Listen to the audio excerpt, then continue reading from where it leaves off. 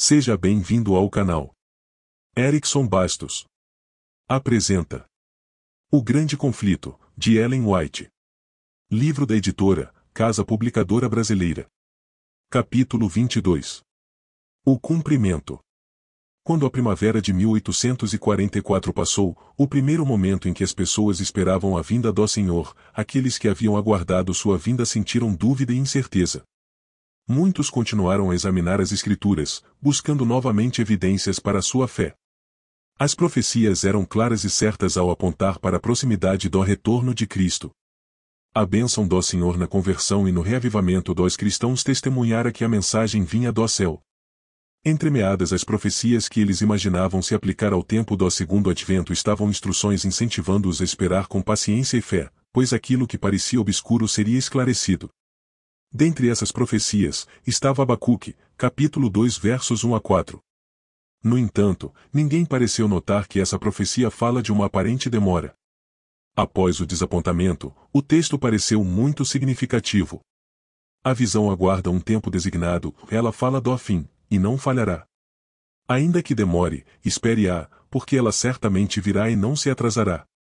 O justo viverá pela sua fidelidade. A profecia de Ezequiel também confortou os fiéis. Assim diz o soberano, o Senhor. Estão chegando os dias em que toda visão se cumprirá.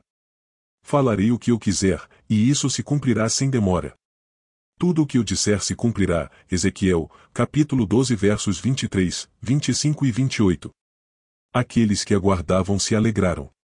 Deus, que conhece o fim desde o princípio, havia concedido esperança a cada um deles. Sem passagens como essas, sua fé teria vacilado. A parábola das 10 virgens de Mateus, capítulo 25 também ilustra a experiência do povo adventista. Aqui vemos a igreja dos últimos dias. Sua experiência é esclarecida por meio dos acontecimentos de um casamento oriental. O reino dos céus será, pois, semelhante a 10 virgens que pegaram suas candeias e saíram para encontrar-se com o noivo. 5 delas eram insensatas, e 5 eram prudentes. As insensatas pegaram suas candeias, mas não levaram óleo. As prudentes, porém, levaram óleo em vasilhas, junto com suas candeias. O noivo demorou a chegar, e todas ficaram com sono e adormeceram. À meia-noite, ouviu-se um grito. O noivo se aproxima. Saiam para encontrá-lo. Mateus, capítulo 25 versos 1 a 6. A chegada do noivo representa a vinda de Cristo, conforme anunciado pela primeira mensagem angélica. A saída das virgens para encontrar o noivo corresponde à grande reforma que acompanharia a mensagem do breve retorno de Jesus. Nessa parábola, todas haviam levado suas lâmpadas, ou seja, a Bíblia, e saíram para encontrar-se com o noivo. No entanto, ao passo que as insensatas não levaram óleo, as prudentes levaram óleo em vasilhas, junto com suas candeias. Haviam estudado as Escrituras e tinham uma experiência pessoal, uma fé em Deus que desapontamento e tardança não seriam capazes de derrubar. As outras reagiram à emoção, aos temores que a mensagem despertara. Mas dependiam da fé das prudentes, satisfeitas com a luz vacilante da emoção, sem a compreensão completa da verdade, nem uma obra genuína da graça no coração. Saíram para encontrar o Senhor esperando recompensa imediata, mas não estavam preparadas para a demora e o desapontamento. Sua fé falhou. O noivo demorou a chegar, e todas ficaram com sono e adormeceram. Essa grande espera pelo noivo representa a passagem do tempo, o desapontamento, a aparente demora. Aqueles que basearam a fé no conhecimento pessoal da Bíblia tinham uma rocha sobre a qual se firmar, que as ondas do desapontamento não seriam capazes de levar embora. Todas ficaram com sono e adormeceram, um grupo abandonou a fé, ao passo que o outro esperou com paciência até a chegada de luz mais clara. Os superficiais não poderiam mais se apoiar na fé dos outros. Cada um deveria permanecer em pé ou cair por conta própria. Fanatismo. Por volta dessa época, o fanatismo começou a aparecer.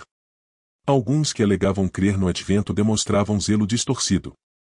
Suas ideias fanáticas não ganharam a simpatia da maioria dos adventistas, porém trouxeram desgraça à causa da verdade. Satanás estava perdendo seus servos, e a fim de dar uma má reputação à causa de Deus, trabalhou para enganar alguns que se consideravam fiéis, levando-os a extremos. Então seus seguidores estavam prontos para se apropriar de qualquer erro, qualquer ato estranho ou questionável e apresentá-lo da maneira mais exagerada possível, a fim de retratar o adventismo como se fosse uma desgraça. Quanto mais pessoas professassem a fé no segundo advento, mais vantagem obteria, pois seu poder controlava o coração delas. Satanás é o acusador dos nossos irmãos, Apocalipse, capítulo 12 verso 10. Seu espírito inspira seus seguidores a vigiar em busca de defeitos no povo de Deus a fim de chamar atenção para eles, sem jamais mencionar suas boas ações. Ao longo de toda a história da Igreja, nenhuma reforma jamais foi adiante sem enfrentar sérios obstáculos. Em todas as igrejas fundadas por Paulo, alguns que alegavam ter aceitado a fé sempre traziam heresias. Lutero também sofreu com fanáticos que diziam que Deus havia falado diretamente com eles, colocando as próprias ideias acima das Escrituras. Muitos foram enganados pelos novos mestres e se uniram a Satanás para derrubar aquilo que Deus levará Lutero a edificar. Os irmãos Wesley viram a obra de Satanás arrastando pessoas desequilibradas e não santificadas para o fanatismo. Guilherme Miller não simpatizava nem um pouco com o fanatismo. O diabo, dizia ele, exerce grande poder sobre a mente de alguns hoje. Com frequência encontro muito mais evidências de devoção genuína a Deus, em um olho vivo, uma bochecha molhada e uma reação abafada do que em todo o barulho da cristandade. Durante a Reforma, seus inimigos colocavam a culpa pelos males do fanatismo sobre aqueles que trabalhavam mais fervorosamente contra ele. Os que se opuseram ao movimento adventista seguiram uma prática semelhante. Sem se dar por satisfeitos apenas exagerando os erros dos fanáticos, eles espalhavam relatos que não chegavam nem perto da verdade. Sua paz tinha sido perturbada pela proclamação de que Cristo estava prestes a vir. Eles temiam que fosse verdade, mas esperavam que não. Esse era o segredo de sua guerra contra os adventistas. A pregação da primeira mensagem angélica tinha a tendência direta de conter o fanatismo. Aqueles que participaram desse movimento solene estavam em harmonia. O coração de cada um estava repleto de amor uns pelos outros e por Jesus, a quem esperavam ver em breve. A mesma fé e a mesma bendita esperança se provaram um escudo contra os ataques de Satanás. Correção do erro. O noivo demorou a chegar, e todas ficaram com sono e adormeceram. À meia-noite, ouviu-se um grito. O noivo se aproxima. Saiam para encontrá-lo. No verão de 1844, os fiéis proclamaram essa mensagem usando exatamente as palavras das Escrituras. O evento que levou a isso foi a descoberta de que o decreto de Artaxerxes para a restauração de Jerusalém, o ponto de início das 2.300 tardes e manhãs, entrou em vigor no outono de 457 a.C., não no início daquele ano, conforme se acreditara até então. Iniciando o cálculo no outono de 457, os 2.300 anos terminariam no outono de 1844.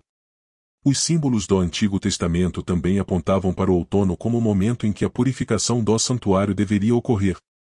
O sacrifício do Cordeiro Pascual era uma sombra da morte de Cristo, símbolo cumprido não só em relação ao evento, mas também ao tempo. No 14º dia do primeiro mês judaico, exatamente no mesmo dia e mês em que, por séculos, o Cordeiro Pascual era morto, Cristo instituiu a ceia do Senhor, festa que deveria celebrar sua morte como Cordeiro de Deus. Naquela mesma noite, ele foi levado para ser crucificado e morto. Da mesma maneira, os símbolos relacionados ao segundo advento devem se cumprir no momento designado no cerimonial simbólico. A purificação do santuário, ou dia da expiação, acontecia no 10º dia do 7º mês judaico. Nesse dia, o sumo sacerdote, depois de fazer expiação por todo Israel e assim remover os pecados do santuário, saía e abençoava o povo. Por isso, acreditava-se que Cristo apareceria para purificar a terra destruindo o pecado e pecadores, bem como para abençoar com a imortalidade o povo que o aguardava. Acreditava-se que o 10º dia do 7º mês, o grande dia da expiação, o momento da purificação do santuário, que, em 1844, caiu no dia 22 de outubro, seria o dia da volta do Senhor. As 2.300 tardes e manhãs terminariam no outono, e a conclusão parecia irresistível. Um despertamento. Os argumentos eram acompanhados de forte convicção, e milhares de fiéis ecoaram o clamor da meia-noite. Como uma grande onda, o movimento tomava conta de cidade em cidade, de vilarejo em vilarejo. O fanatismo desapareceu como a primeira geada diante da luz do sol. A obra foi como aqueles momentos nos quais o antigo Israel voltou para o Senhor, ao dar ouvidos às mensagens de repreensão de seus servos. Havia pouco êxtase, mas muita sondagem profunda do coração, confissão de pecados e abandono do mundo. As pessoas demonstravam total consagração ao Senhor, sem nada lhes deter. De todos os grandes movimentos religiosos desde os dias dos apóstolos, nenhum foi mais livre de imperfeições humanas e enganos satânicos do que o movimento adventista do outono de 1844. Em resposta ao chamado, o noivo se aproxima, aquelas que aguardavam acordaram e prepararam suas candeias. Estudaram a palavra de Deus com uma intensidade de interesse diferente de tudo o que se vira até então. Os primeiros a obedecer ao chamado não foram os mais talentosos, mas os mais humildes e devotos. Fazendeiros deixaram as searas nos campos, mecânicos largaram suas ferramentas e alegremente saíram para dar advertências. As igrejas, de modo geral, fecharam as portas a essa mensagem, e um grande número de pessoas que a aceitou foram removidas do rol de membros. Os descrentes que se aglomeravam nas reuniões adventistas sentiam o poder convencedor que acompanhava a mensagem. O noivo se aproxima. A fé trazia respostas a orações. Como gotas de chuva na terra sedenta, o Espírito da graça desceu sobre os que buscavam com sinceridade. Aqueles que esperavam se encontrar face a face com o Redentor sentiam alegria solene. O Espírito Santo sensibilizou os corações.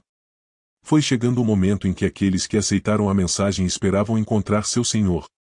Eles oravam com frequência uns com os outros. Encontravam-se em lugares afastados para conversar com Deus, e dos campos e bosques, a voz de intercessão subia aos céus. Queriam ter a certeza da aprovação do Salvador mais do que de seu alimento diário e, se uma única nuvem lhes obscurecia a mente, não descansavam até sentirem a segurança da graça perdoadora. Desapontados de novo. Mais uma vez, porém, o tempo em que esperavam Jesus voltar passou, e o Salvador não apareceu. Então eles se sentiram como Maria, quando ela chegou ao túmulo do Salvador, o encontrou vazio e exclamou em lágrimas: Levaram embora o meu Senhor e não sei onde o puseram. João, capítulo 20 verso 13. O temor de que a mensagem fosse verdadeira havia contido o mundo descrente. Mas, quando ninguém viu sinais da ira de Deus, as pessoas deixaram de lado seus temores e recomeçaram a zombaria e o escárnio. Um grande número daqueles que alegavam crer renunciou à fé. Os escarnecedores convenceram os fracos e covardes a se unir a eles, e todos unidos declaravam que o mundo permaneceria exatamente como era por milhares de anos. Os cristãos sinceros e fervorosos abriram mão de tudo por Cristo. Acreditavam que haviam dado a última advertência ao mundo. Com um desejo intenso, haviam clamado: Vem, Senhor Jesus! Mas a retomada do fardo das perplexidades da vida diante das sátiras do mundo escarnecedor foi uma prova terrível. Quando Jesus entrou triunfantemente em Jerusalém, seus seguidores acharam que ele estava prestes a subir ao trono de Davi, e livrar Israel de seus opressores. Com alta expectativa, muitos espalharam suas capas como tapete em seu caminho ou colocaram grandes ramos de palmeira à sua frente. Os discípulos estavam cumprindo as intenções divinas, mas estavam fadados a um amargo desapontamento. Poucos dias se passaram até testemunharem a morte agonizante do Salvador e o deitarem na sepultura. Suas esperanças morreram com Jesus. Somente quando o Senhor saiu do túmulo eles conseguiram entender que as profecias haviam predito tudo aquilo. No tempo certo.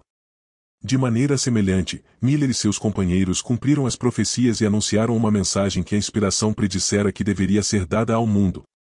Eles não teriam conseguido dá-la caso tivessem entendido por completo as profecias que apontavam para seu desapontamento e apresentado outra mensagem que deveria ser pregada a todas as nações antes do retorno do Senhor.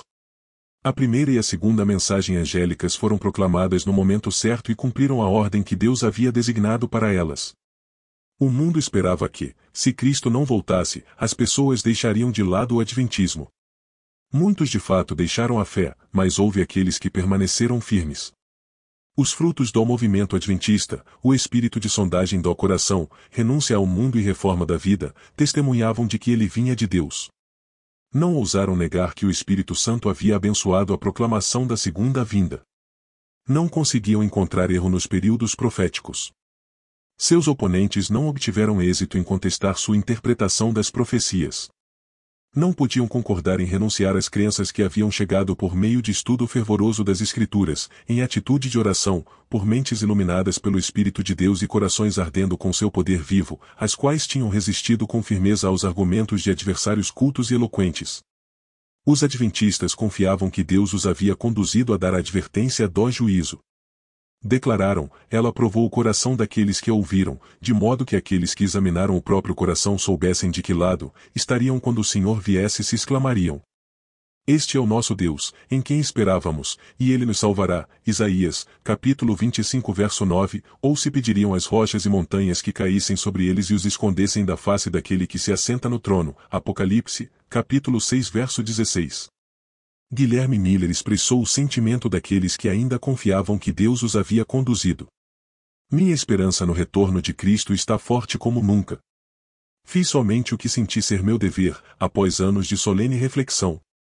Considerando apenas o fator humano, milhares foram levados a estudar as Escrituras por causa da pregação do tempo e, dessa maneira, se reconciliaram com Deus por meio da fé e da aspersão do sangue de Cristo. Não desistir. O Espírito de Deus permaneceu com aqueles que não negaram apressadamente a luz que haviam recebido, renunciando ao movimento adventista. Por isso, não abra mão da confiança que vocês têm, ela será ricamente recompensada. Vocês precisam perseverar, de modo que, quando tiverem feito a vontade de Deus, recebam o que Ele prometeu, pois em breve, muito em breve aquele que vem virá, e não demorará. Mas o meu justo viverá pela fé. E, se retroceder, não me agradarei dele. Nós, porém, não somos dos que retrocedem e são destruídos, mas dos que creem e são salvos. Hebreus, capítulo 10 versos 35 a 39. Esse conselho é dirigido à igreja nos últimos dias. Subentende, de forma clara, que o Senhor pareceria ter adiado sua vinda. As pessoas mencionadas na passagem haviam feito a vontade de Deus ao seguir a orientação de seu Espírito e de sua palavra, porém, elas não entenderam o propósito de sua experiência. Foram tentadas a duvidar se Deus de fato as havia conduzido. As palavras, o meu justo viverá pela fé, Hebreus, capítulo 10 verso 38, se aplicavam a esse tempo. Abatidos pela esperança decepcionada, só poderiam se manter firmes por meio da fé em Deus e em sua palavra. A renúncia da fé e a negação do poder do Espírito Santo que haviam acompanhado a mensagem corresponderia a voltar à condição de perdidos. O único caminho seguro seria valorizar a luz que já tinham recebido de Deus, continuar a examinar as Escrituras e aguardar com paciência, esperando por mais luz. Inscreva-se no canal. Deixe seu like. E ative o sininho para receber notificações de novos capítulos ou livros.